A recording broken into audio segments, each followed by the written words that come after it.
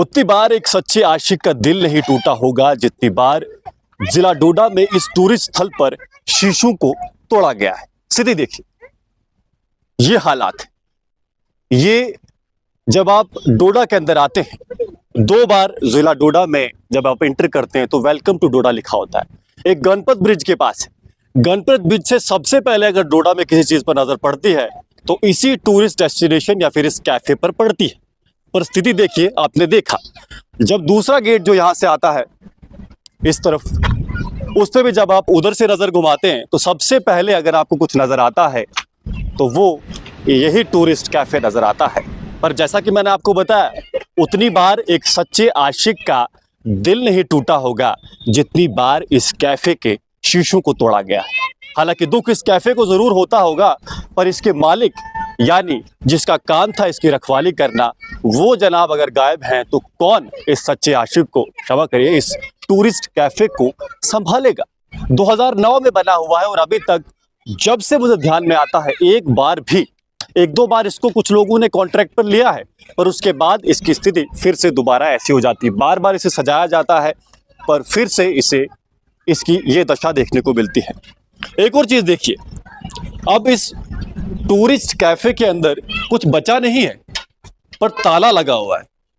अब ये समझ नहीं आता कि अंदर जाने से रोका जा रहा है या फिर चोरी करने से कुछ रोका जा रहा है, क्योंकि अगर अंदर जाना है तो वो तो भैया जब कुछ रहा ही नहीं है, चोरी भी तभी करेगा इंसान जब कुछ होगा अंदर, तो वो तो है नहीं। तो ऐसे में ताला भी लगा हुआ है जनाब। और इसके साथ साथ जो कई बार जो हम तक खबरें आती हैं कि यहाँ पर कुछ ऐसे भी लोग आते हैं जिनका यहाँ आना ठीक नहीं है, क्योंकि बच्चे यहाँ पर आते हैं। पार्क अभी भी बनी हुई है, हालांकि उसकी स्थिति भी खराब है। झूले होते थे, अच्छी लाइटिंग होती थी, वो भी यहाँ पर नहीं बचा है। पर जो बच्चे आते हैं उनको भी परेशानी झेलनी पड़ती है, खेलने का उनका मन करता है, वो भी नहीं वो कर पाते हैं। तो ऐसे में आप खुद सोचिए कि आखिर जिला डोडा का टूरिस्ट जो विभाग है, जो टूरिज्म को देखता है, वो क्या कर रहा है। क्या जब जिला डोडा से कोई आएगा क्या, या फिर जब कोई जिला डोडा में आएगा, सबसे पहले जब वो टाउन में एंटर करता है तो उसे ये टूटा हुआ प्रस्तुतिकरण दिखता है। तो आप कैसे उम्मीद रखते हैं? आप सोचिए ना, अगर आप किसी शहर में जाते हैं और सबसे पहले आपको एक टूटी हुई बिल्डिंग दिखाई देती है तो वो आपके शहर के बारे में क्या परिचय देगा। ये स्थिति है यहाँ की। ऐसा नहीं है, यहाँ से व्यू बड़ा जबरदस्त है, मगर हो सकता है ये टूटा हुआ हो, पर फिर भी हमें बार बार यहाँ आना जरूर पड़ता है। हवा बड़ी मस्त चलती है ऐसी गर्मी में, और उसके साथ इस तरफ चिनाब नदी का, जिसका पानी भारत ने अभी पाकिस्तान को बंद कर रखा है, उसका नजारा इतना जबरदस्त आता है कि पूछिए मत। मतलब एकदम मजा आ जाता है जब आप इस नदी की ओर देखते हैं। हवा जबरदस्त चलती है।